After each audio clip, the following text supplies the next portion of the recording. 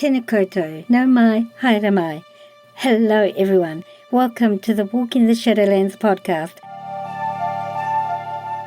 Let me be your guide as we take a walk into the realms of the unexplained, of the paranormal, of things that go bump in the night and haunt your dreams.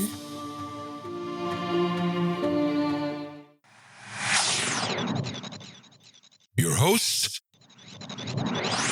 I'm Marianne. Thanks so much for joining me today, tonight, whatever time it is, wherever you're living in this beautiful world of ours. Sit back, relax. Let me be your guide as we walk into the Shadowlands together and see what awaits us there.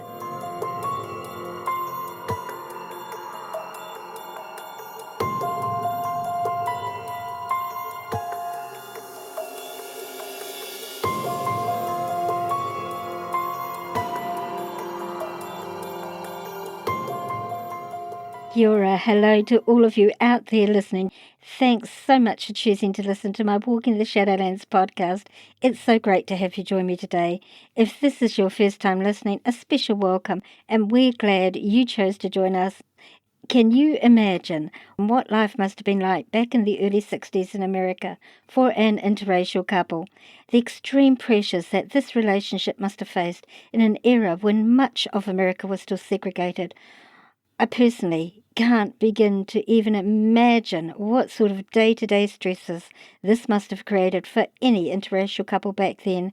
People were not as accepting and tolerant or educated as perhaps they are today, but still, as I speak, many couples in a similar situation have plenty of struggles of their own to deal with, even in this more enlightened times we live in today.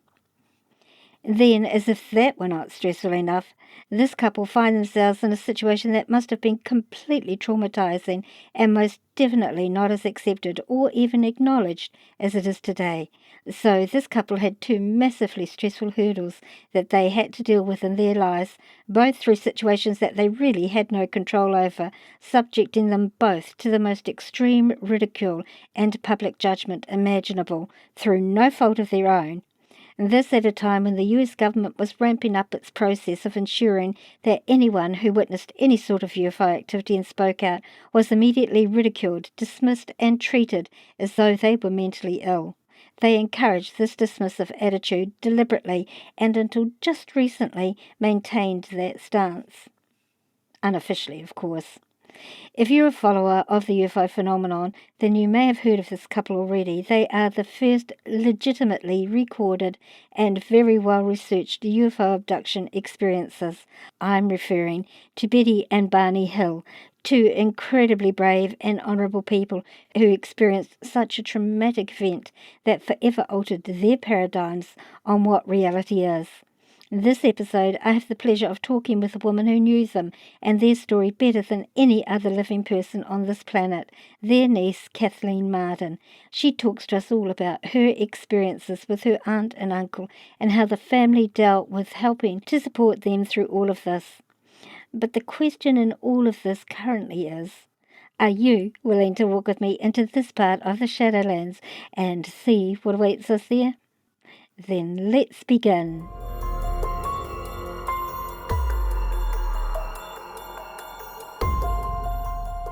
Kathleen Mardon is a researcher, author, on-camera expert, conference presenter, experiencer, advocate, hypnosis practitioner, and support group facilitator. She's known as one of the leading UFO contact researchers of our time. Since 1990, she's researched the perplexing nature of UFOs and the non-human entities associated with highly advanced aerial vehicles via her own groundbreaking research, investigation, and experimentation. Her research has extended to archival collections and the US government's involvement in the investigation of UFOs and its major studies. This is combined to give her a depth of knowledge that few possess. She's the 2013 recipient of MUFON's Researcher of the Year and the 2021 recipient of the International UFO Congress Lifetime Achievement Award. She earned a bachelor's degree in social work and was employed as an educator and education services coordinator while attending graduate school. She is a certified practitioner of regression hypnosis and the quantum healing hypnosis technique. Additionally, she offers the Awakening Soul support group for experiencers who feel an intense call to be part of the answer and to assist others who are beginning to awaken to their relationship with non-humans. Her interest in UFOs and contact began in 1961 when her aunt and uncle Betty and Barney Hill had a close encounter and subsequent abduction in New Hampshire's White Mountains. She spent 15 years in painstaking investigation of the Hill abduction case and continues her search for new evidence and the scientific analysis of the physical evidence. She's worked on 3 comprehensive studies on nearly 5,000 experiences, 2 of which she initiated and saw to the end, and has 5 professionally published books. Her bestseller with nuclear physicist Stanton T. Friedman is Captured, the Betty and Barney Hill UFO Experience. She and Stanton worked together for nearly 14 years and collaborated on 2 additional books, Science is Wrong and Fact, Fiction and Flying Saucers. Her book with Denise Stoner, The Alien Abduction Files, includes her investigation of 6 intergenerational cases of abduction contact. Her 5th book, Extraterrestrial Contact, What to Do When You've Been Abducted, is a comprehensive guide to contact for experiencers, those who love them, professionals who work with experiencers, and the interested public. Additionally, if that all wasn't enough, she's a contributor to the Edgar Mitchell Free Foundation's Beyond UFOs, The Science of Consciousness and Contact with Non-Human Intelligence. Her essays have been published in several additional books and magazines. Her books are available in all formats on Amazon and Barnes & Noble. Autographed copies can be purchased on her website at www.kathleenmardon.com. She's given on-camera commentary on numerous television shows and movies. Kathleen has lectured at conferences across the United States and in Canada, Mexico, Brazil, and the UK. Additionally, she has presented video lectures in Denmark, France, Italy, and China. One very busy lady. My guest, Kathleen Mardon.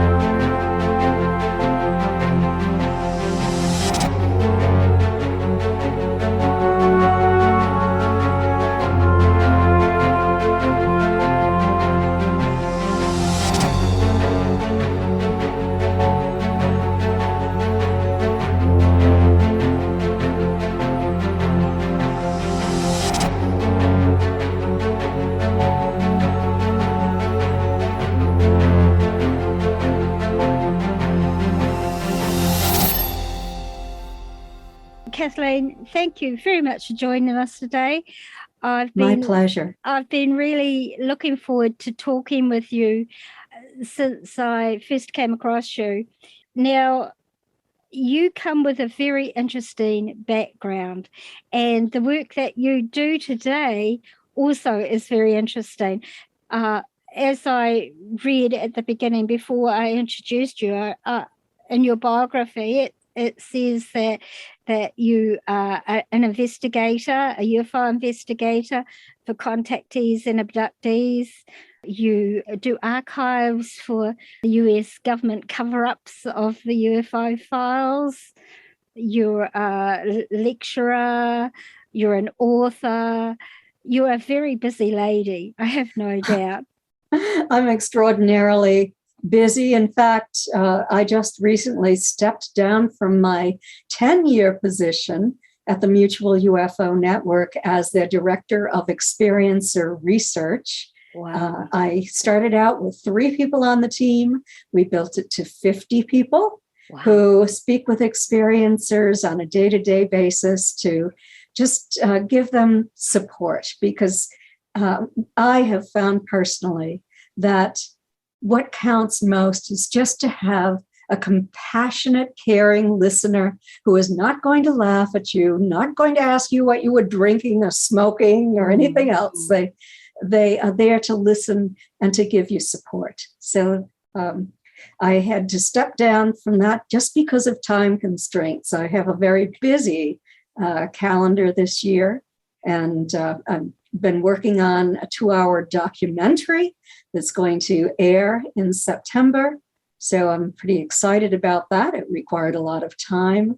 Right. I'm also reopened my hypnosis business. And I work with experiencers, generally experiencers only. Right. I use the quantum healing hypnosis technique developed by Dolores Cannon.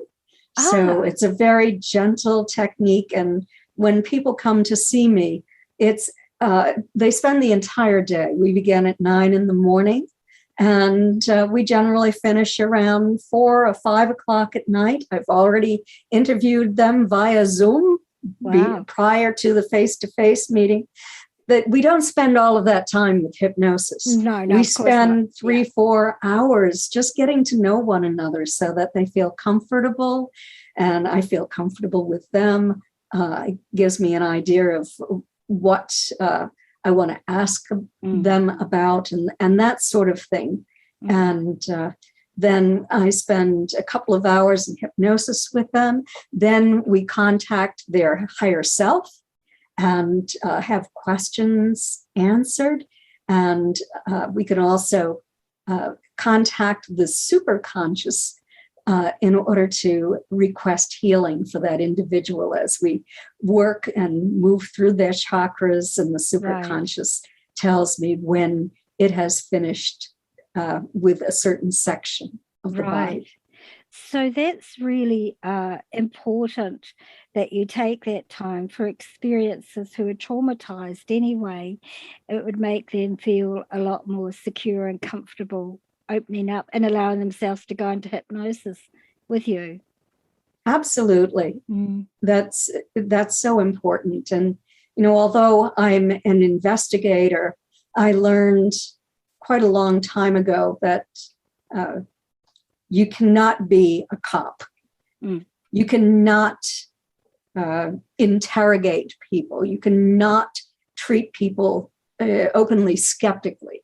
It's important to be skeptical, a rational skeptic. But it's so important to treat people with respect and consideration, knowing what they've gone through, to be able to empathize with them. And that's the most important thing. If they have evidence, whatever, sure, I'd be happy to collect that. And if it's evidence that should undergo scientific analysis, then we can do that. But the person comes first for me. Absolutely. And I will tell you that for me personally, and my listeners know this, and I talk about it from time to time in different episodes as it comes up. I've been an experiencer my entire life. My earliest conscious recollection with beings was when I was 3 years old. Yes, and in the first study that I worked on with experiencers, I've worked on 3 with over 5,000 at this point. But in the first study, we asked that question: how old were you when you were first taken? And 37% said they were 3 years old. Wow, I didn't know that. Yeah, and we found that the vast majority have been taken when they're less than 20. I was, as far as I know, taken for the first time when I was 17. Right, of course, and this is a good segue. It follows family lines generally. Absolutely. It does follow family lines. In fact, in my most recent study of 516 experiencers, we discovered that 60% were aware of other family members who had been taken. But a lot of family don't want to talk about it. They don't want to open themselves up to possible ridicule. Absolutely. Or gossip in the family. Absolutely. And of course, being who you are, you would have noticed that in your own family with your aunt and uncle, who were Betty and Barney Hill. That's correct. I've got their names correct, haven't I? Yeah. Yes, Betty and Barney Hill. I was 13 when it happened. Wow. I actually heard about them. They were the first ones I had ever actually heard about or read about back in the 70s, I think. Mm-hmm. That was so last century. It was a long time ago. They were taken when they were returning home from a vacation. They went to Niagara Falls and then to Montreal, Canada, Quebec, and then drove home in the late afternoon, entering New Hampshire at probably about 9 o'clock at night. They stopped for a little snack, knowing that the restaurants would be closed after that. And then they headed south, knowing that they would arrive home at about 2 o'clock in the morning. Right. And as they traveled on 35 miles south of Colebrook, Betty spotted a new light in the sky. And what was so perplexing about this is that it moved upward. Right. And so she was watching it, trying to figure out what it was. And she watched it over another probably half hour or so before she finally convinced my uncle to stop the car so that they could get a look at this thing that she was trying to identify. And so they stopped and looked at it through binoculars, and it then came in much, much closer than it had been. They returned to the car, drove further south through an area called Franconia Notch. And so it's like a national forest, I think, or state forest. I'm not sure, even though I grew up in New Hampshire and lived there for years. But it's a beautiful area. There are mountains on both sides of the road. Before you enter from the north entrance, there's a wide valley, and then it becomes narrow. There's a beautiful stream that runs along the highway and the mountains. And as you enter, you see Cannon Mountain, which was a ski area, is still a ski area, in fact. And then the Old Man of the Mountain, which was New Hampshire's state symbol. And it was just a rock formation, natural rock formation, 48 feet from forehead to chin. Oh. And Betty and Barney stopped the car to look at the craft that was hovering now next to the old man's profile. And they noticed that it was at least 1.5 to 2 times the length of that 48-foot profile. And the craft appeared to be rotating and lighted on only one side. They got back into the car and headed south, pulled over again in Franconia Notch, but they couldn't see, so they just drove right out again. And then departed from the south entrance and drove about a mile south of there when this craft swooped down over the highway.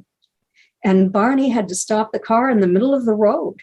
Wow. If he didn't, he would have been directly underneath it. Right. I've done investigations where people did try to drive underneath it and ended up inside it.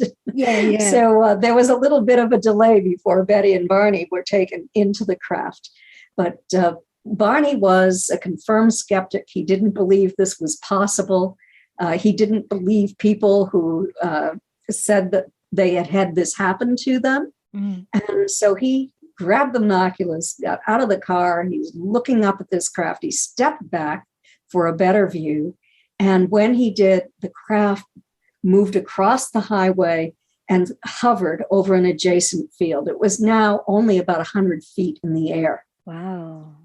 And he followed it to the field, still trying to identify it. Of course, he couldn't. It was shaped like a giant pancake, he said. And he stood there holding the binoculars to his eyes, and he saw little red lights slide out from the sides of this craft. And when that happened, there were entities, non-human entities that he could see through the windows.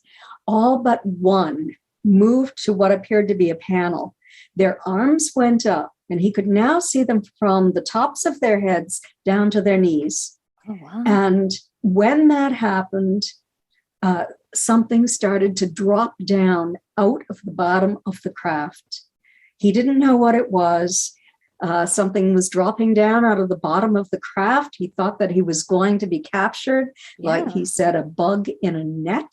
And he pulled the binoculars from his eyes so forcefully that he broke the leather strap and went running back to the car to my aunt, screaming that they had to get out of there or they were going to be captured. Got into the driver's side. He'd left the car running, the door open. He got in there, and as he was entering the car, he noticed that the craft was moving back in his direction. He went speeding down the highway, and he knew the craft was overhead. And within a few minutes, he and Betty heard a series of code-like buzzing sounds striking the trunk of their vehicle. And it caused their car to vibrate and for a tingling sensation to pass through their bodies. Experiencers are familiar with that tingling sensation. And the next thing they knew, they were 35 miles down the highway. They didn't remember the drive.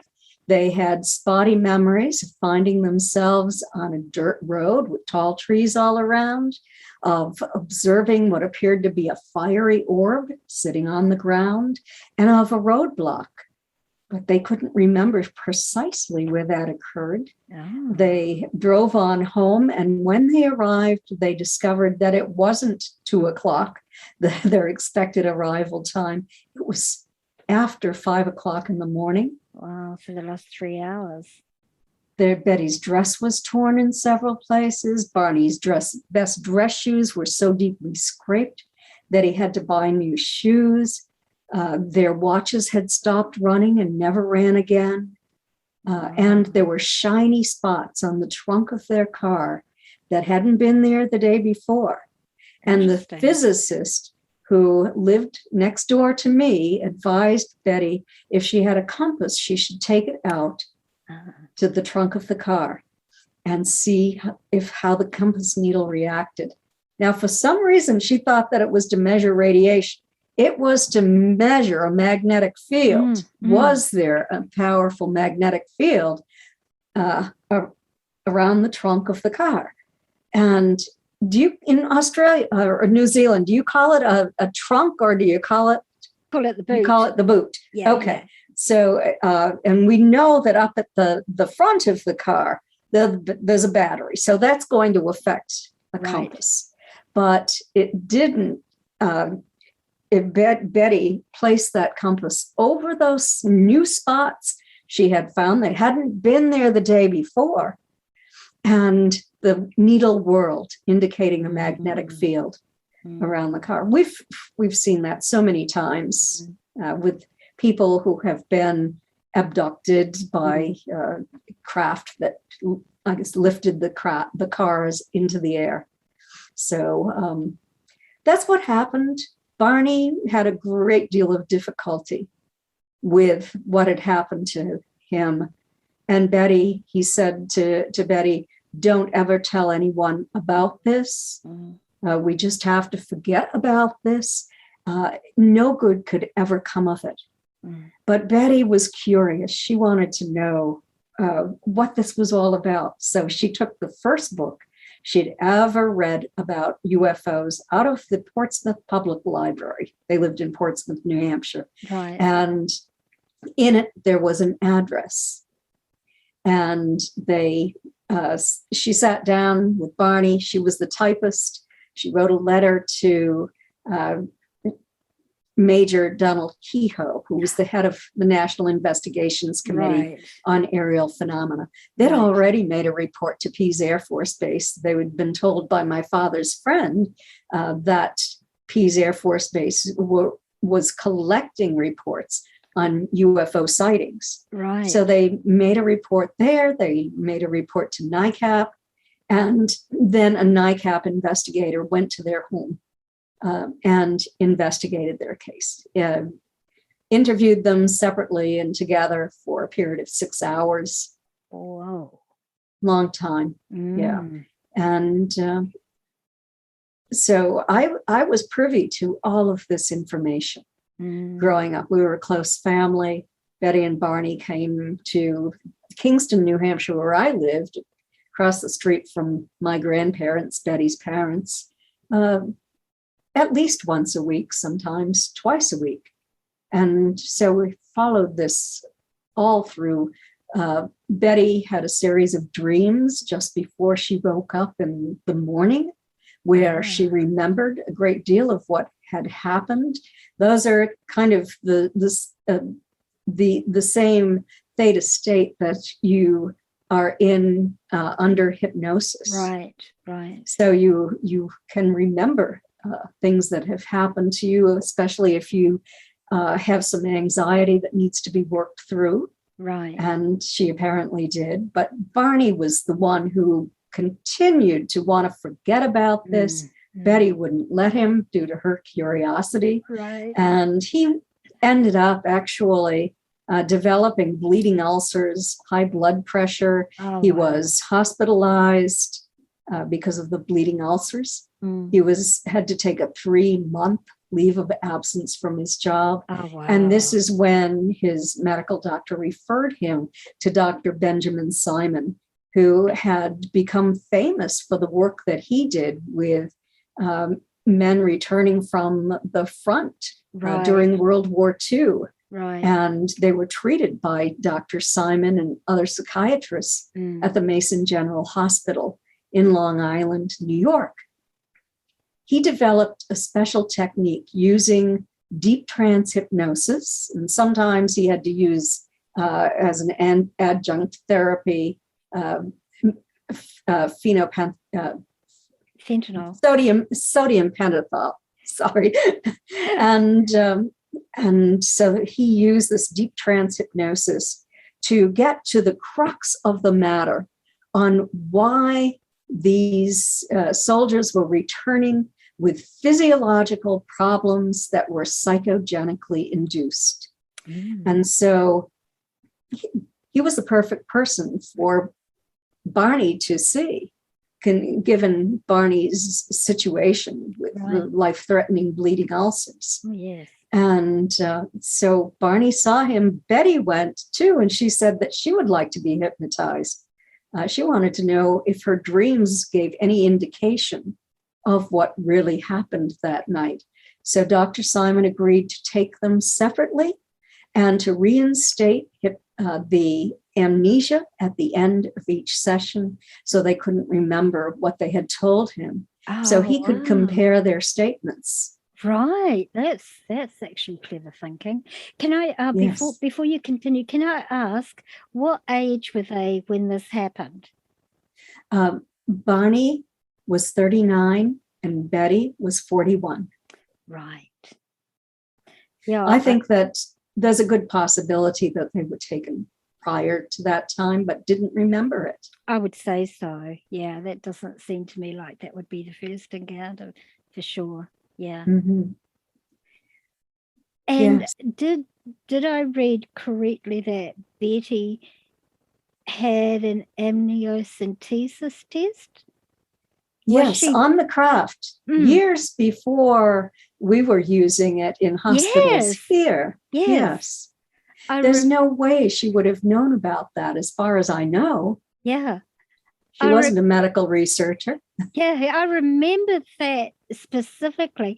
Being a nurse myself, that really stuck out for me because, like, how would she know? It wasn't a test that was done back in those days.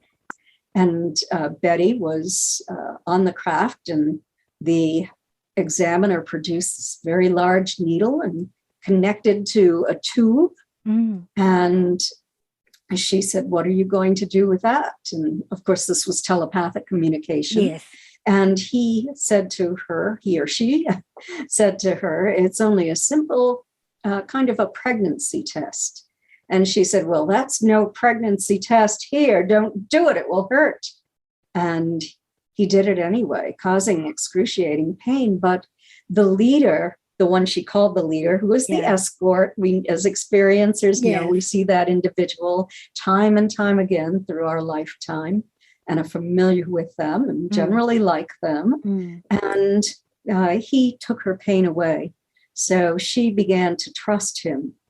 And when the examiner finished, went to another room, she got dressed, she put her dress back on, and he had actually, they had broken the zipper. There was a 2-inch tear in the stitching, there was a 1-inch tear in the thick zipper fabric, and they didn't know how to unzip a zipper. They were struggling with it, so Betty had to reach behind and unzip it for them. And so she put her dress back on, and she started looking around the room. She found what was like a tablet. She called it a book because, of course, we didn't have computer tablets back then. But that's the way she described it to me in 2001, when I asked her to write down, just to sketch some of the symbols that she saw in that tablet. And so she did. And I wrote about it in the second edition of Captured. There was a study done by 2 academic scientists and Bud Hopkins, who was a leading investigator, a pioneer investigator in the United States. And he hypnotized many experiencers. And they also remembered being or seeing these symbols on craft. Right. So what the scientists, Dr. Don C. Donderi and Dr. Stuart Appel, were doing is attempting to find out if people could just be hypnotized and imagine these symbols, or if they had actually seen these and had sketched them. So they ended up finding that the experiencers' symbols were very much alike. There were 2 different types, but each type was nearly identical. And then the students who took part in the study, who had not had an experience with UFOs, symbols were very different than the other groups of experiencers. And so Dr. Donderi saw the symbols in the book that I wrote with Stanton Friedman, Captured, and he asked me if he could compare those symbols, if I minded. I said, no, absolutely not. So he did, and he said Betty's symbols were nearly identical to many of the symbols in the studies that he had done. Whoa. So that was further scientific evidence that this was a real event. And so Betty then asked the leader, I know you're not from around here. Where's your home port? And so he produced this 3-dimensional star map, maybe like a holographic image. And it had stars that were connected by solid lines and dotted lines, and some smaller stars that weren't connected at all. But the solid lines were about the size of, the stars were about the size of maybe nickels. Right. Maybe one was a little larger than that. And they were connected by 5 solid lines. And then there were other stars that were smaller and still connected by solid lines. And she asked, well, what's this? And she was made to understand that those were trade routes. Those were places that they went through to our sun, eventually we found out, had 2 lines going there. So they had made at least 2 expeditions, or not expeditions, but trade routes, to the planets in our solar system. And then there were other stars that were connected by dotted lines. And she was made to realize those were expeditions. Wow. So those stars on Betty's map, the two in the foreground, we discovered were Zeta-Reticuli 1 and 2. Mm-hmm. And there was a great deal of scientific work done on that star map. It took many years to find a match. We had to wait for our technology to advance before we could. But finally, it did. And a brilliant woman from Ohio was the person who was doing this research. And she found a match in 1972. Wow. Yes. And the important things about the stars on the map is that all of the stars on Betty's map connected by lines are sun-like stars, although only 5% of the stars in our local galactic neighborhood, out 55 light years in all directions from the sun, are sun-like stars. And all of the stars in that volume of space are sun-like and are on Betty's map. Wow. Which was quite remarkable. Not only that, they're in a plane. Mm-hmm. So it's easier to go from one star system to another rather than jumping here and jumping there to go off to star systems. It was logical to the astronomers who looked at it, who were seriously looked at it, I should say, because there were disinformants who came forward and said, oh, you could throw marbles into a sand pit and you could have a match. Well, that's not what they were looking for. What the real serious investigators were looking for. And I just told you what they found, finally. So, so important. And one of the astronomers said that if we had astronauts on Zeta-Reticuli, those are the routes that we would follow to go to our sun. Interesting. Very interesting. I thought of them and I thought, well, of all the ridicule, the putting down, the indignities that they suffered because of what they experienced, they were incredibly brave people. And honestly, my heart really went out to them because, as a couple, they would have had issues that they were dealing with anyway. With their interracial marriage. So and at a period of time where it just really wasn't as acceptable as it is now. So that was an incredibly brave thing to begin with. It was. But to me, love is love, Yes. It doesn't have a color in my mind. And so they had that to deal with, and then that on top of it, what a burden they carried. Mm-hmm. And Betty and Barney were very active in the civil rights movement. They had intended never to let the public know about what happened to them. They were willing to talk to military officers, to scientists, to their friends at the church, their close friends and the family. But that was the limit to what they had intended to do. They talked to UFO investigators, but they didn't realize that information would travel. Right. And they're a bit naive, in 1965, Betty and Barney's important political work caused them to receive an invitation to the presidential inauguration of Lyndon B. Johnson. Wow. And they took me with them.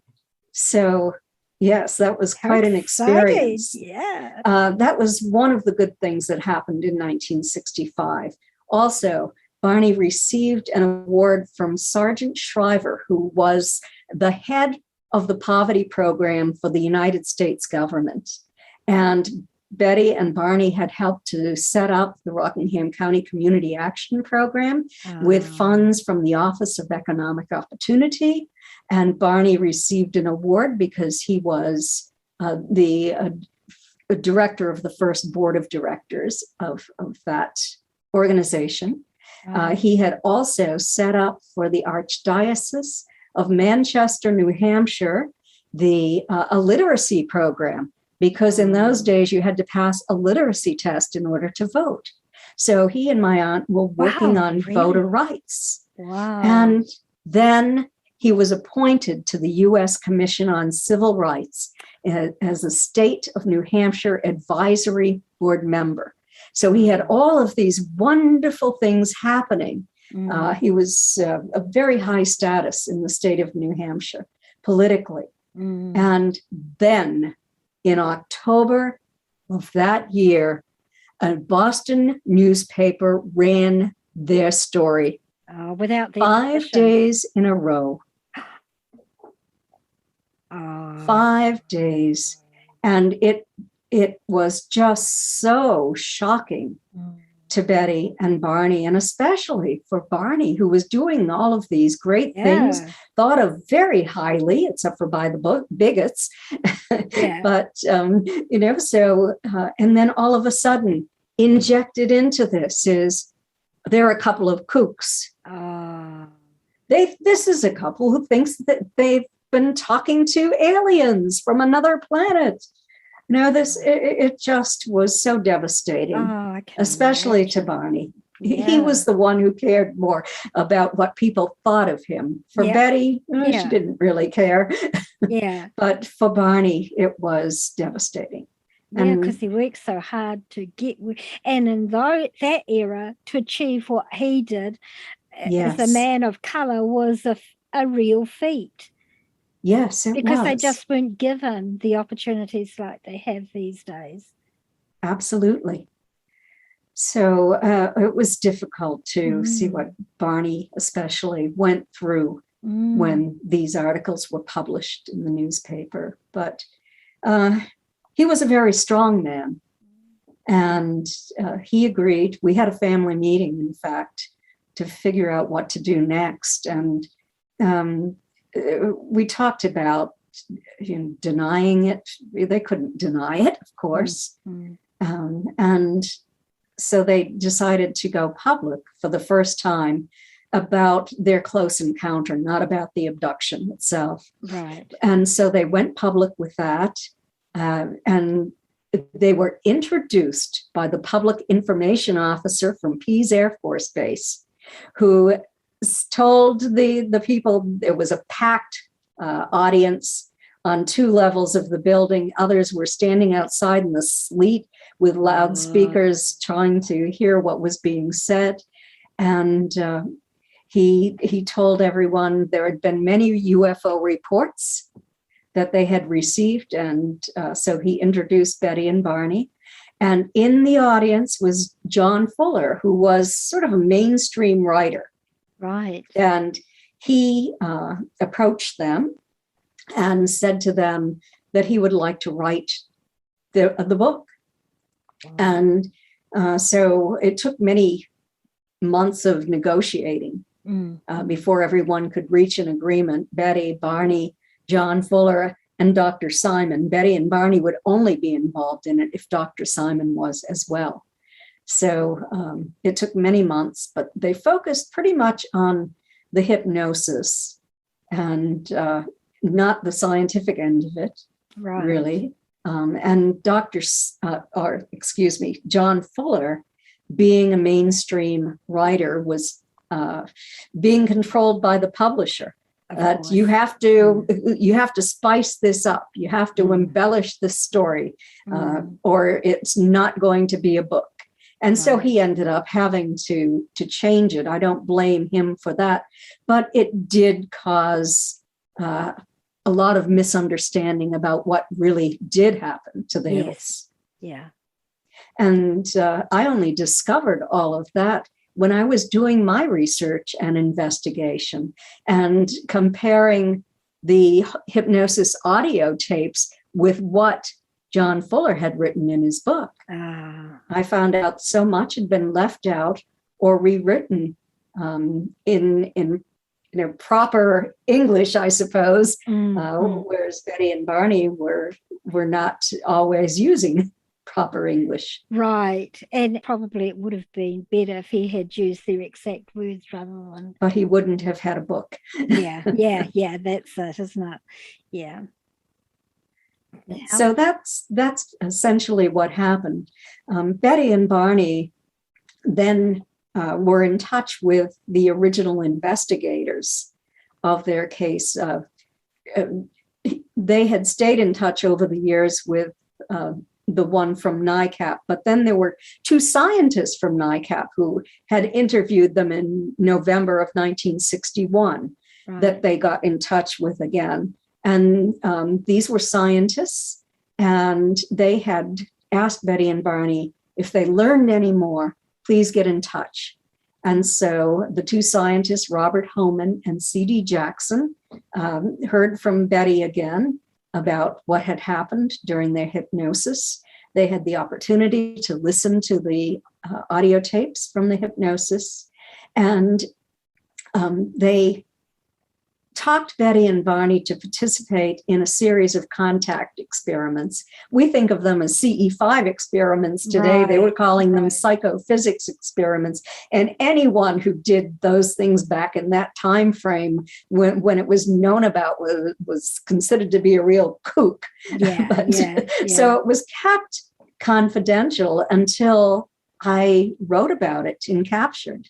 Wow, that's pretty amazing that it was kept confidential for that long. Yes. Especially considering what else leaked out. Yes. And, Dr. Simon was there. He had a lot to lose by taking part. Yeah. And these scientists had a lot to lose if it was made public. So they just, Betty kept it confidential. And I put it in Captured.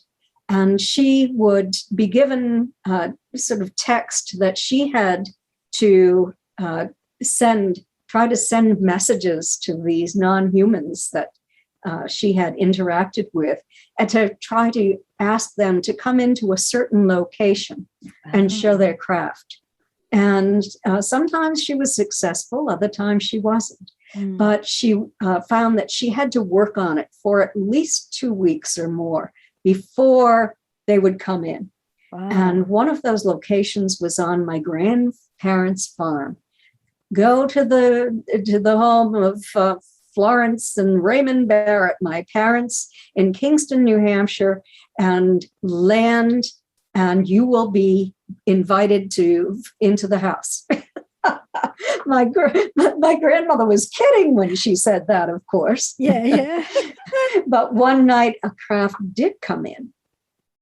And one night they did hear these measured knocks on the door.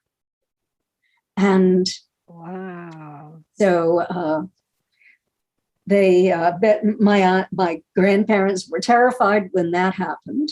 Oh. But on another, I think it was another night, I hope I'm not mixing the story up, but a craft did come in, it landed. It left physical trace evidence on the ground. It was investigated by NICAP. And my mother and I were taken that night. I think that might have been the first time that I was taken. At least it's the first time I remembered being taken to craft. I was terrified.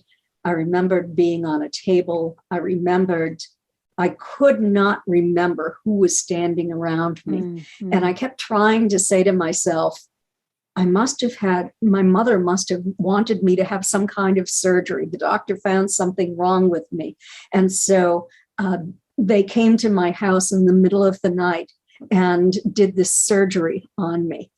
And so that I wouldn't know about it. That's the way I rationalized it for a while, until I realized, no, my mother and I were taken. And she and I both remembered being taken to craft. How old were you? I was 17. Oh, wow. Yeah. Oh, that I can understand why you would rationalize it like that, even though consciously you knew that that's not true. It's funny how your mind compartmentalizes itself like that, so you can come to grips because it's so far out of your normal reality that you have to find some way to deal with it. You do. You know, that's the only way I could think of it, not think of it as finding myself in this different non-human environment with ETs non-humans standing around me. And eventually, years later, I did remember it consciously, but I had an abreaction as I was speaking to a confidant about it. And that's when I remembered that face for the first time. Right.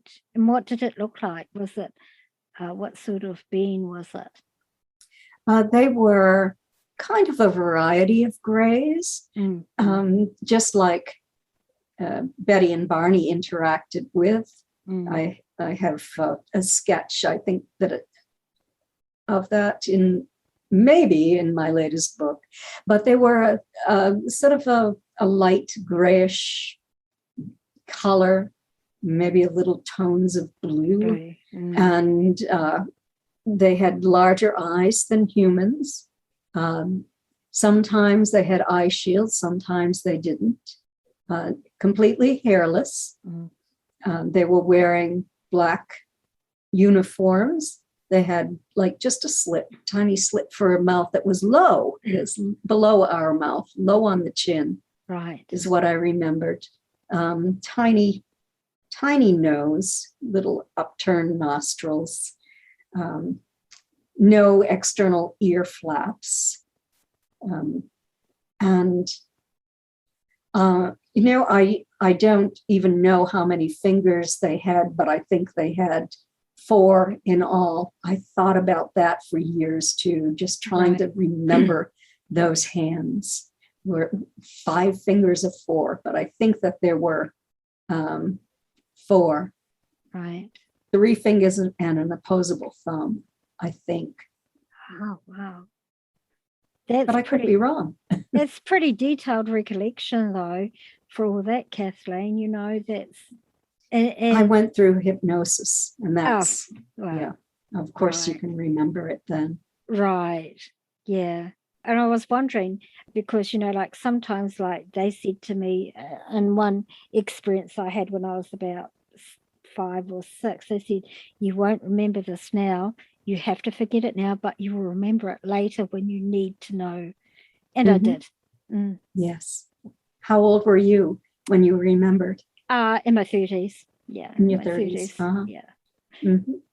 There was an experience when this UFO came down over my home. I've talked about it in a few episodes. And the next day we had a visit from the Men in Black. Oh my goodness. Wow. Yeah. I was only young then. My mum was in her 20s. And I remember it very distinctly because they kept telling my mum she wouldn't remember. And one of the guys turned to the other and said, what about the kid?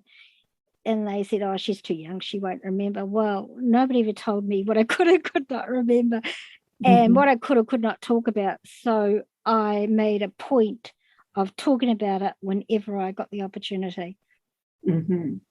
That's good. It's good to be able to talk about it.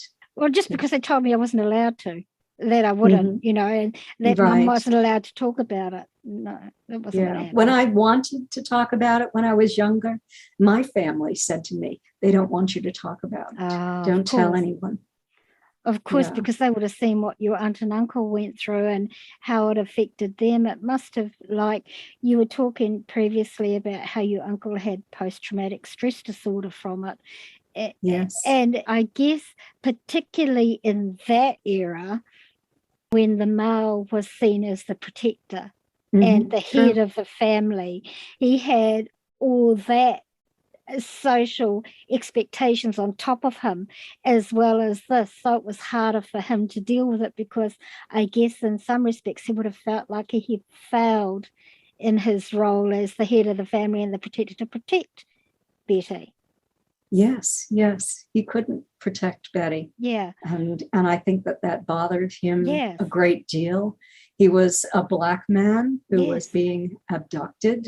Well, when black men were abducted in this country, very bad things happened to them. absolutely, especially in that era. Even today, but more Yes. especially back then. So he had all this. Oh gosh, I feel so bad for him. And you guys, being family, did you talk about it much with your aunt and uncle about what happened to them? Oh, absolutely. Within 2 days of the time that happened, my parents, my brothers, and I went to their house. We saw the evidence. We talked to my aunt. My father was sitting in the living room talking quietly to Barney, and my father later told me that Barney was describing what he remembered of the non-humans on the craft as he was standing in the field looking at them through binoculars. Right. So that part was all conscious recall.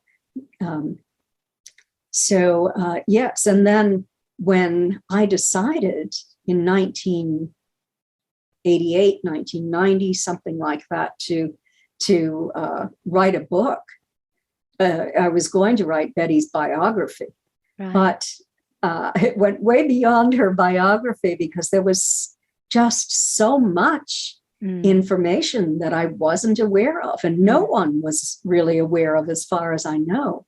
Right. And so I did my own investigation. I went to the close encounter route time and time again with Betty and with my husband without Betty. My husband and I drove the entire route that Betty and Barney drove on that trip. Right. Because one of the disinformants said that they had been driving for 16 hours straight. And that was false. Maybe Right. 16 hours over the entire trip over a few days. But, it's just the disinformation that's been disseminated to the public. Deliberately. And this is disinformant said that Betty and Barney had been driving so many hours, they were hallucinating when they thought they saw this craft.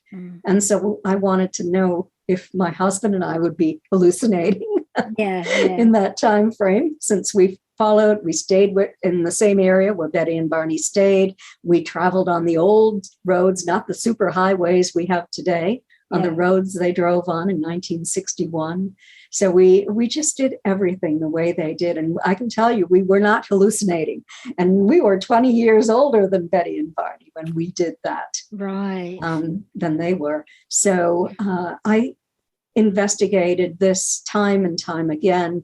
I played devil's advocate with my aunt, going over all of the details over and over again. I had, she gave me the hypnosis tapes. I transcribed them for comparative analysis.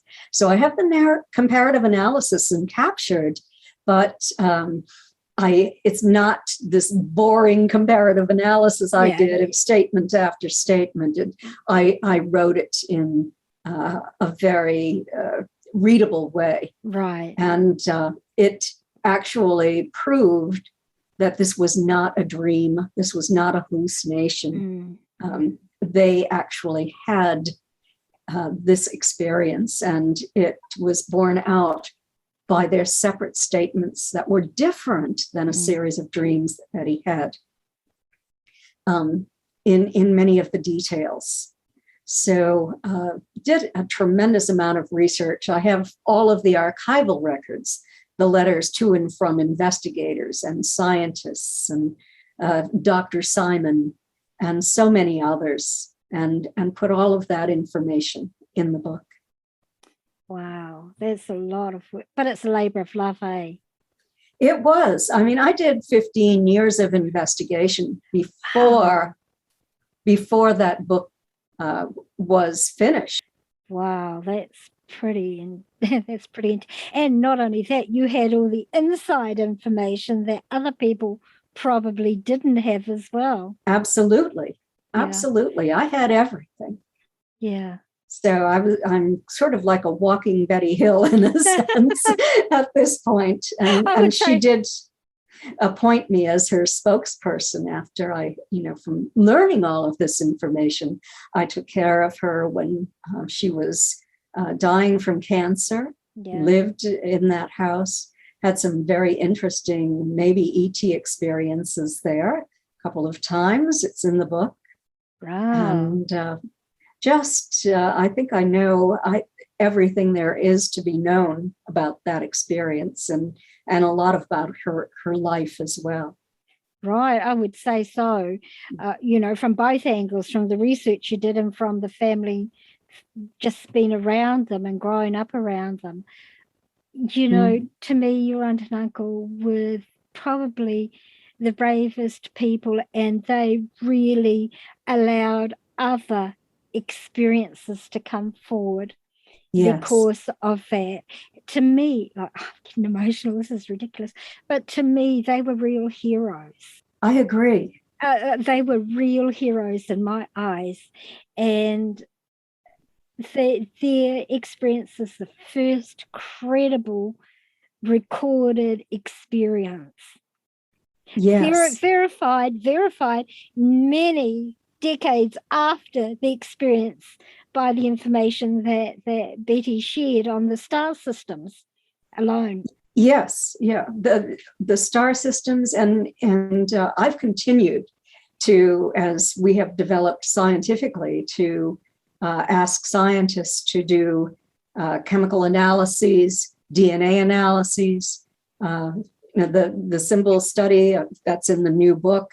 And so there's a lot of new information that we're finding out now, like a very rare metal that was found on Betty's dress that has an extraordinarily high melting point. Whoa.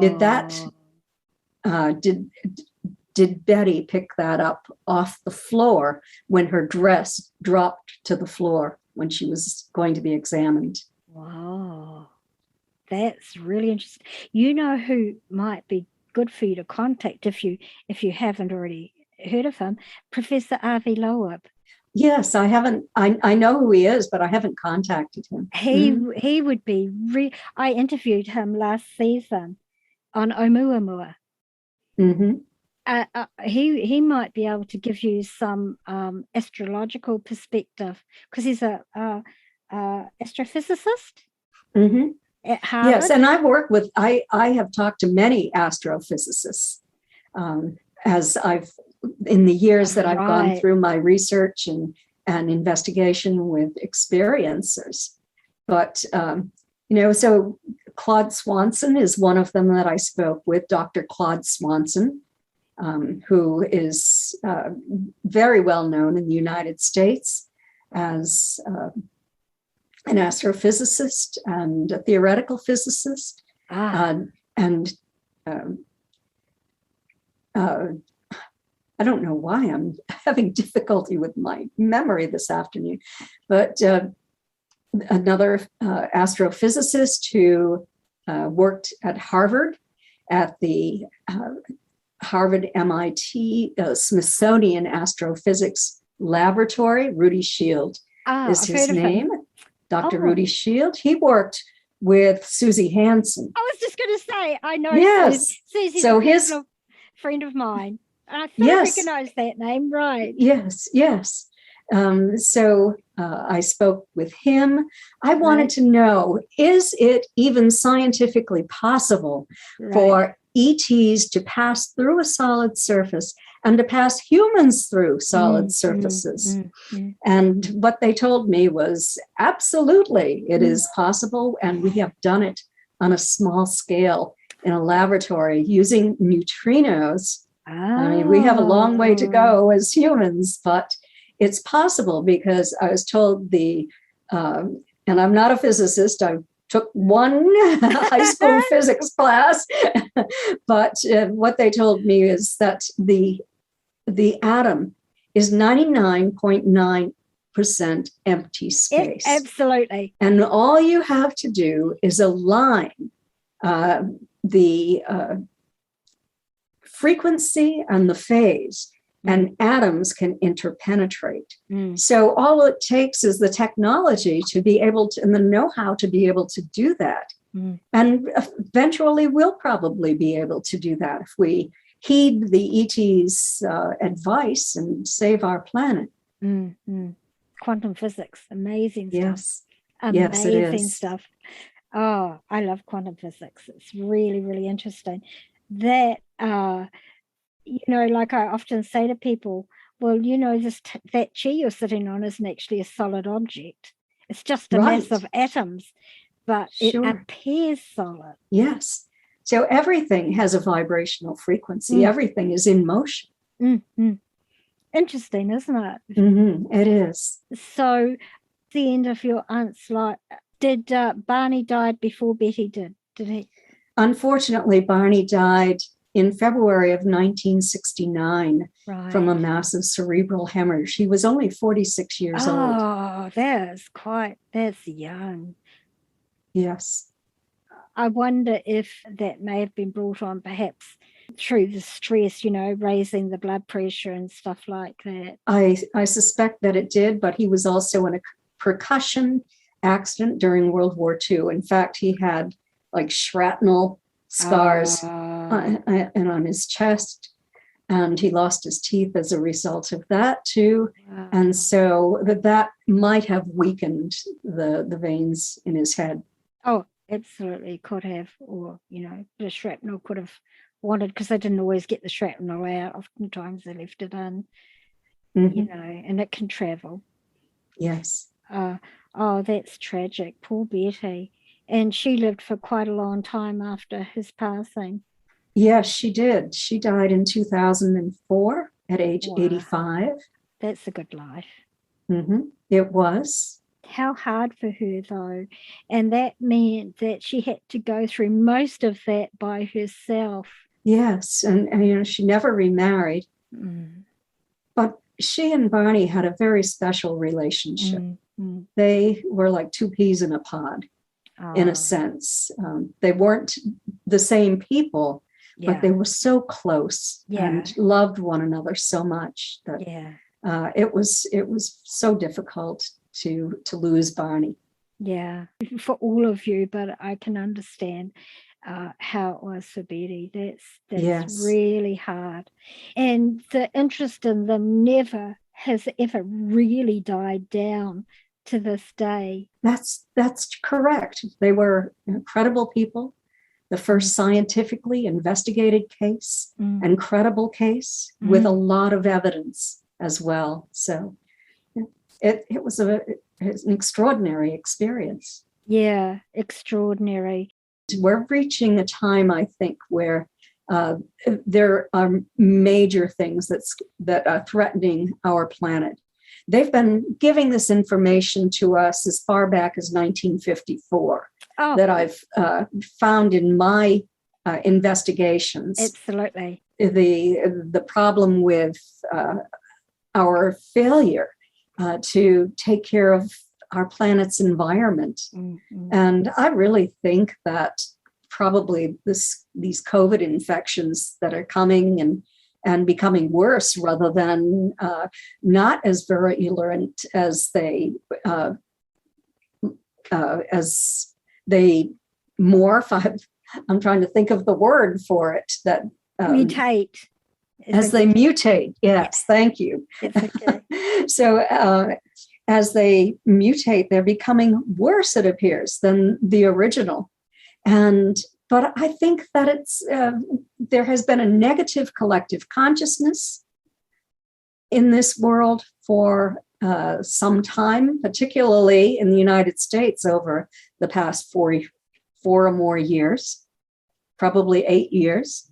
And then so much destruction to Gaia, to Mother Earth, where she just feels the need to shake some of us off. Tell you what, my guys said to me, my team, my star people said to me back in in the 80s, they said to me, Marianne, the Earth's been held like a baby. And they gave this rocking motion so she won't move before people are ready. So they've been holding her in position to stop some of the earth changes before enough people were awakened spiritually or they said to me that there had to be a certain level, humanity had to reach a certain level of awareness before the physical changes would start to take place. So humanity had a chance to catch up, I guess, for want of a better word. And they said once that point had been reached, which was about 3 years ago, I felt the energy shift when it happened. And I immediately posted in my Facebook group that I have, that this podcast started from, that the shift had just occurred and what would happen from here on in, that there'd be a polarization of people. And that's when the Me Too movement started. People started standing up and really standing up for what's right for the planet, for justice, for things that they would have let slip a few years before.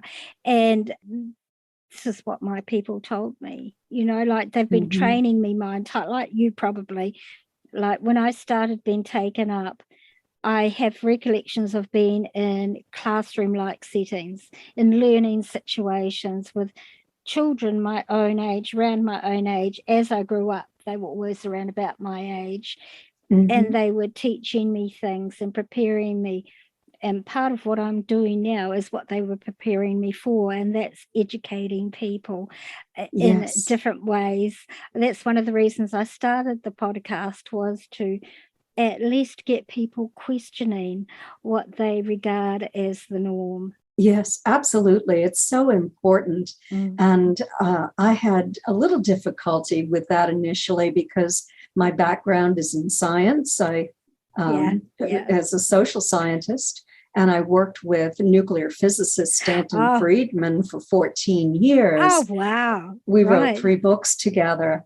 And so I had a dilemma of how I was going to introduce this information. And I would never repeat anything that the ETs told me unless other people had also verified that. And so I always had open-ended questions and studies that we worked on. And so the main message that was given to me and so many others is that our spiritual development is out of sync with our technological progress. Absolutely. And when that occurs, it creates a huge problem. And it could possibly lead to the destruction of our planet, not the planet itself, but to life on this planet. And so that's the message. What we have to do is to raise that level of spirituality. And by doing that, it's to raise the collective consciousness. Absolutely. So that through our positive work, through our positive thoughts.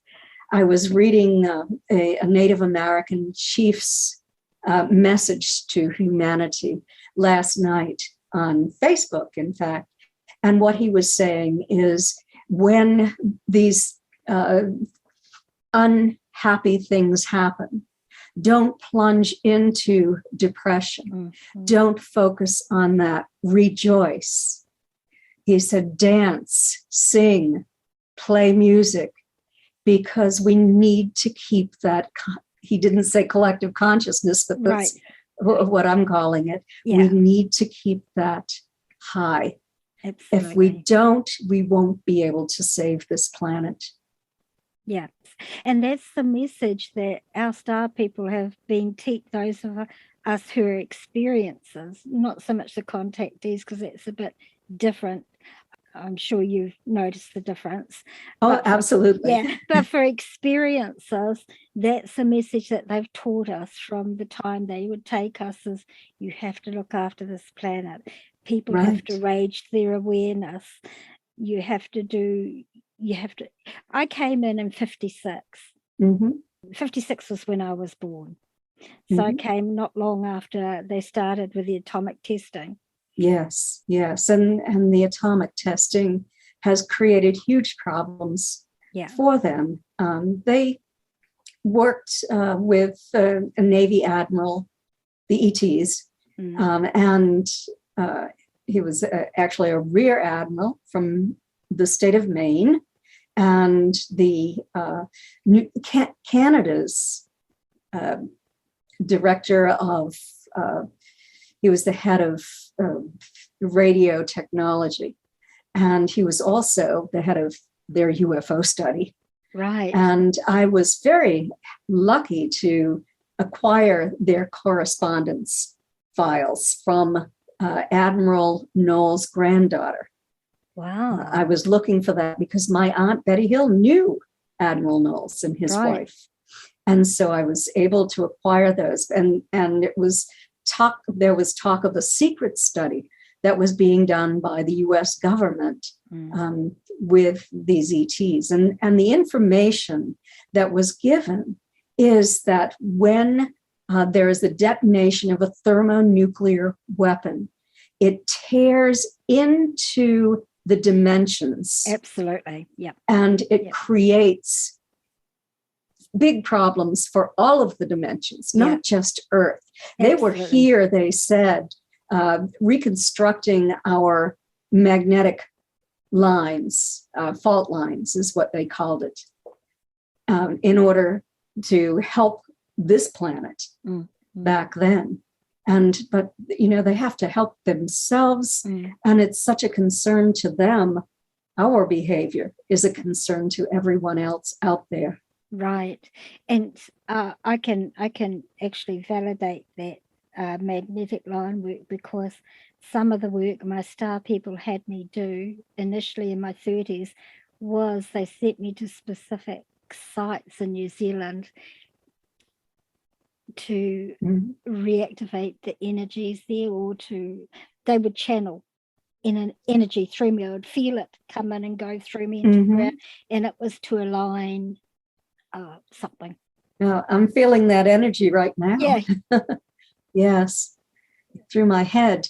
Did they tell you to plant anything in those areas? No. I just took myself there, and I would feel it go through my body. I'd feel it go into the ground, and I would like physically I'd feel a little bit dizzy. Sometimes I kind of had to kind of brace myself a little bit. But it was only never lasted very long. It's only like a matter of seconds, a minute maybe. Yeah. Yes. Well, I know a couple here who are friends of mine who traveled all over Canada, the United States, Mexico, Central America, doing the same thing. But they were planting crystals and things as well. Right. In certain areas. The only other place that my people sent me to, and I waited 25 years to go there, was Uluru in Australia. Oh, yeah. So it's great that people are working with the ETs in order to try to save this planet and make things right again. Yeah, absolutely. I actually put out when COVID first came out, I probably have a little bit of a different viewpoint to you about like I always say to people, there are ETs that are benevolent, that want to help us. There's those that aren't, and then there are those that are just neutral. They just watch. Yes, that's what I've found as well. Yeah, that's and not all, and those who currently control this reality as we are aware of it are not benevolent to humankind. So there's been situations, negotiations going on for a while, and they like to keep the fear factor ramped up because humans are easy to control if they're in fear. Absolutely. So it's so unfortunate. It is. So I put out this podcast saying, look, this is happening. This is my understanding of what is happening, that these situations are being created so people will react in a fear-based state. Try to not buy into the fear. Try to do things, look around, see where you can help your neighbors, things that take you out of that fear state. Because the energy that you were talking about is very prevalent at the moment. So many people that are in fear in my group, all from all over the world, because my group members are from all over the world, that in fear, fear of catching COVID, fear of losing their livelihood, fear of losing their homes, fear of not being able to feed their children, fear of something happening to their loved ones. There's so much fear. And on top of that, you've got the natural earth changes that are occurring and military things that are happening in certain situations. So there's a whole lot of fear energy in the world at the moment. And it's like trying to let people know that you don't buy into the fear. You don't need, if you're feeling anxious, if you're feeling overwhelmed, turn the TV off, go for a walk in nature, ground yourself. Yes, nature is so important. Yeah, very, very important. What an exciting life you've had. It has been. It's been so satisfying, fulfilling. And, I'm still like the scientist in search of the answers. Right. So I'll continue as long as I can. Yeah, absolutely. And I don't blame you. Now, one last question before we wrap up about what is your viewpoint on the so-called disclosure just given by your Clayton's disclosure. Do you remember Clayton's, the alcoholic drink that wasn't alcoholic?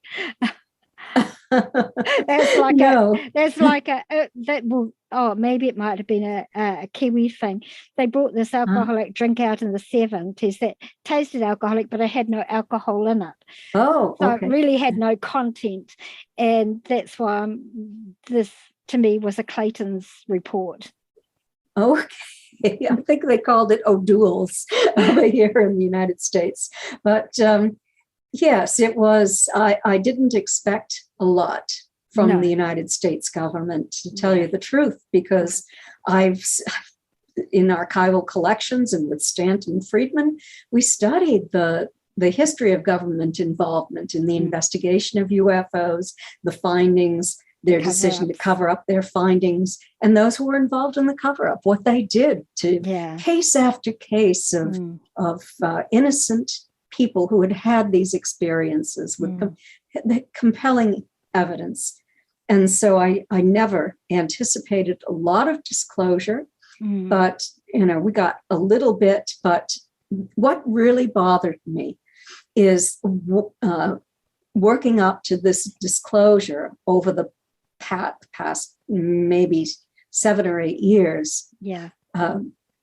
We have not had the disinformants who came onto television programs when there was a show about UFOs and told a false story. They had taken that part of it out. But I had been watching, and I was wondering, are they going to test the American public on this with this limited exposure? But then are they going to clamp the lid shut on experiencers and try to give disinformation to the American public about that? And that's what's going on again here now. There's Travis Walton case is being supposedly it's not debunked. It's not. It's another one, Betty and Barney Hill, that is being attacked as well. And experiencers, I think, are going to be attacked. I recently spoke with a large group of experiencers, and I was told that they sense that there is a witch hunt that is going to be taking place. And what do we do about that? People will be hurt. The only thing you can do is to ignore those nasty people. Know where they come from. They're working for the government. And just completely ignore them. Go on with your life. Don't answer any questions or any charges that they make against you, because if you do, they're going to come in like a shark attack and just take bites out of you. And it's going to lower your vibrational frequency. And stay up here. Stay where you are. That's the important thing. Don't let them drag you down. Yeah, that's right. I've heard that too. Like Susie herself has been saying that she's been hearing similar, that, people are feeling the urge to be quiet at the moment. Not me, I'm still speaking out. and I'm not going to stop, because that's what I do. And but for me, I've had ridicule my entire life because I've always spoken out about my experiences. So I'm at a stage in my life, I'm where I don't care. I'm going to speak my truth because that's who I am. And people can accept it. People can accept it or reject it. It makes no difference to me. I know what I know. And I don't need validation from anybody else to, And I think go ahead. I'm sorry. I think partly that comes with age, though. That's, Yes, I think it does. Yeah. I think it does. When you get to the point where you really have nothing to lose, you're no longer working in your profession as you once did. At least for me, I was 13 in 1961. So yeah. So I'm an older person, and I am fearless, and I just let these people roll off my shoulders. Yeah. And my goal is to help experiencers, to work with experiencers. If the government doesn't want the public to know about it, that's fine with me.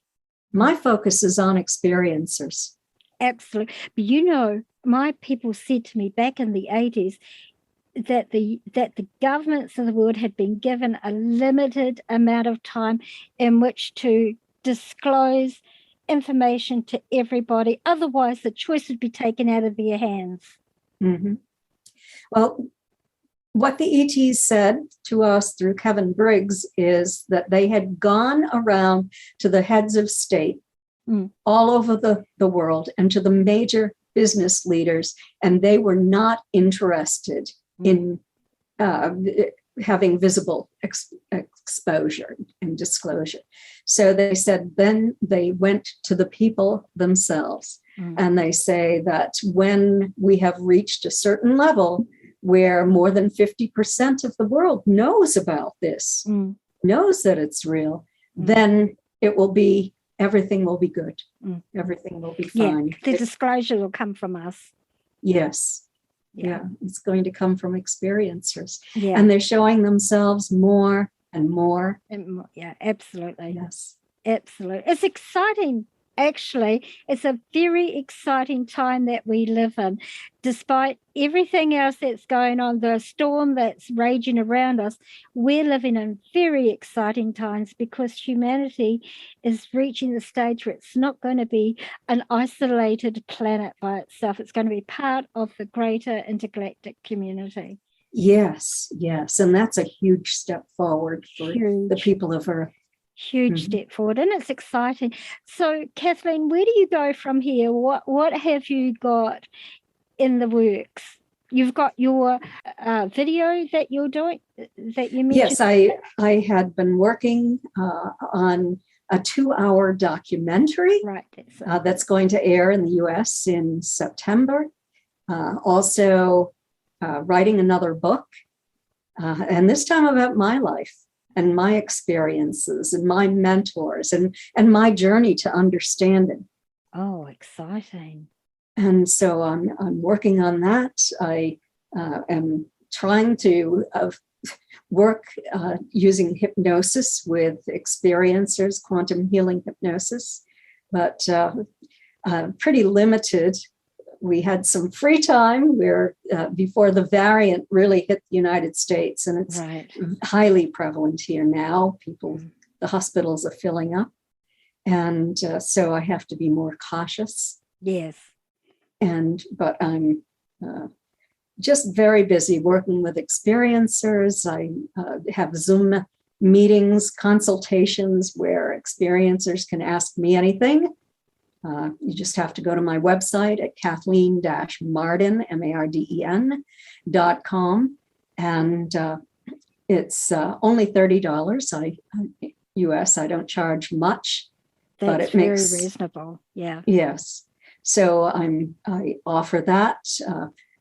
if people live in the United States, I can mail autographed copies of my books to them. I can't mail them overseas just due to the cost.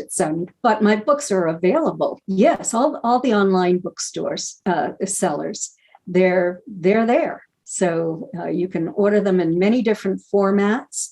There's Captured, the Betty and Barney Hill UFO Experience, Science Was Wrong, Fact Fiction and Flying Saucers, the Alien Abduction Files, and Extraterrestrial Contact, What to Do When You've Been Abducted. So they're available as ebooks, as audiobooks, softcover, hardcover, you name it. Great, that's awesome. Now, what about social media? Are you active on social media? Like Instagram? I don't have a lot of time to be active on social media. I'm not on Instagram. I visit Facebook when I have something important to say or just want to say hi to my friends, that sort of thing. But I try to have a social life, try to have time with my husband as well, and my children. And so, I have to try to strike a balance in my life, in addition to all of the work that I do, because I have a tendency to be a workaholic. I'd probably work 18 hours a day if I could. Wow. But I have to, so I have to structure my time and force myself not to continue with this. Tell myself, you'll get all the answers before you die. Don't worry. Oh, that's funny. I understand about the social media. Honestly, if I wasn't doing a podcast, I wouldn't be on the social media. It's hard work, social media. It's easier for me doing the podcast than it is the social media, but I totally get you. Now, for all my listeners, for every episode I do of my podcast, I have a page on my podcast website, www.walkingtheshadowlands.com, that will have the full written transcript of this episode and links to your books where people can go and buy them, and to your website. So that will be all online, and you can go there and you can check out Kathleen's books and check out her website. It's actually a really good website. I enjoyed it immensely. Kathleen, thank you so much for your time. It's been absolutely a delight talking to you. And for me as well. Thank you for sharing your aunt and uncle's story. Honestly, I regard them as heroes. I do, because I know I don't know personally, but I understand the pressures that were put on them. Yes. Absolutely. I know you do, because you've been through it yourself. Yeah.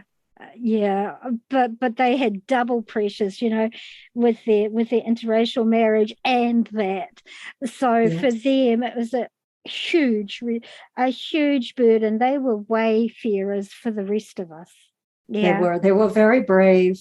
Yeah. They looked straight ahead in a very positive way. Yeah, and I was going to say, actually, before we go, they were doing work that they'd obviously been taught, preparatory work to help people, like just to help people generally, to help the planet, to help people.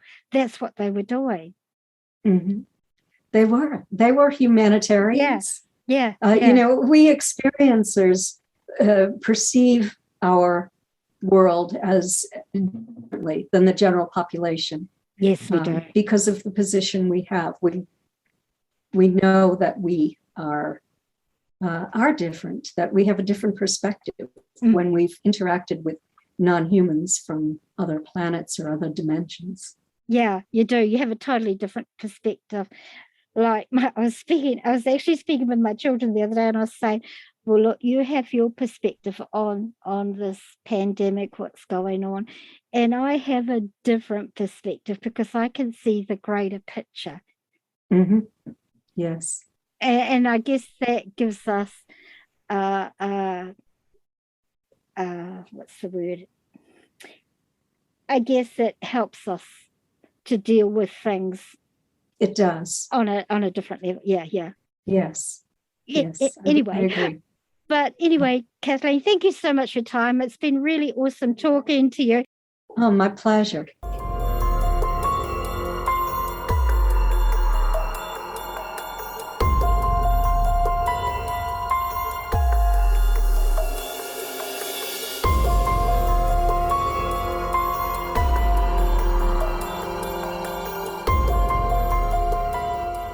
Can you all imagine what life must have been like for Betty and Barney, and then as a flow-on effect for Kathleen and her mum and immediate family? Intergenerational experiences. I have so much respect for Betty and Barney. To me, they were absolute pioneers in speaking out and owning their experiences. They paved the way for those of us who came after them. They helped so many more to feel more comfortable in discussing our own experiences with star people, ETs, EBEs, or whatever name you choose to give these beings from other planets, other dimensions. Of course, with the way they were treated initially, this may have discouraged many also from speaking out due to the witch hunts and persecution of experiences in that era. But despite what they had to endure, they paved the way for our generation and all generations that follow. Real, honest, loving and caring people. Just regular folks to some, heroes to me and countless others. I want to thank Kathleen for her time and energy, not only in speaking up for her aunt and uncle and keeping their encounters fresh in the minds of people, because that's so important, but also for all the work she does helping experiences to come to terms with their own encounters. These encounters can be extremely traumatizing and physically painful for some, and more pleasant and enlightening for others. But all encounters, regardless of the type that people may experience, need some time to accept and adjust to, especially because it alters everything you possibly have known or been taught about the world around you. So thank you, Kathleen, for your work, your time, and your energy. If this episode triggers any memories of possible encounters for you, then if you're in the US, you can contact Kathleen via her website, www.kathleenmardon.com. If you're in New Zealand or Aussie, then email me at shadowlands@yahoo.com or visit the podcast website, www.walkingtheshadowlands.com, and use the contact form on the website. I'll get back to you with people you can contact in your country.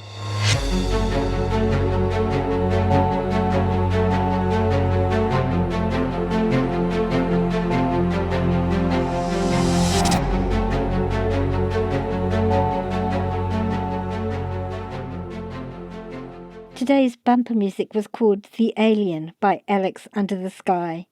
If you enjoy this podcast and have considered becoming a sponsor, now's a great time to join. Just head over to patreon.com/MCC15 and sign up now. As a patron, you get early access to the podcast episodes and a special members-only page on the podcast website that has bits that end up on the digital cutting board and little extras like full, raw, unedited video conversations with guests, EVPs caught during the conversations, and so much more. You can download full written transcripts of each episode, and you get my absolute appreciation and gratitude. Patreon.com/MCC15.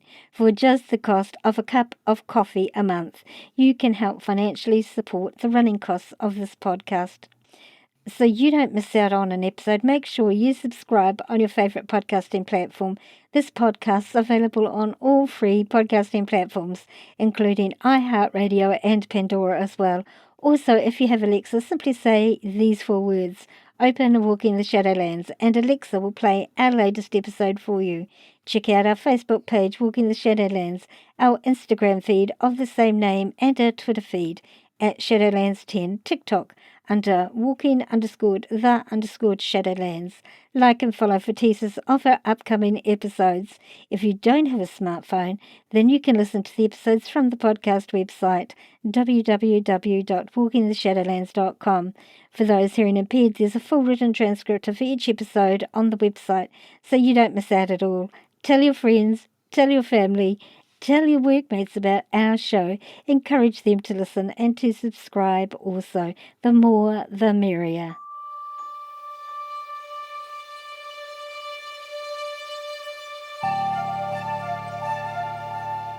Thanks for listening to this episode. Ka kite ano, oia koi. I'll see you again.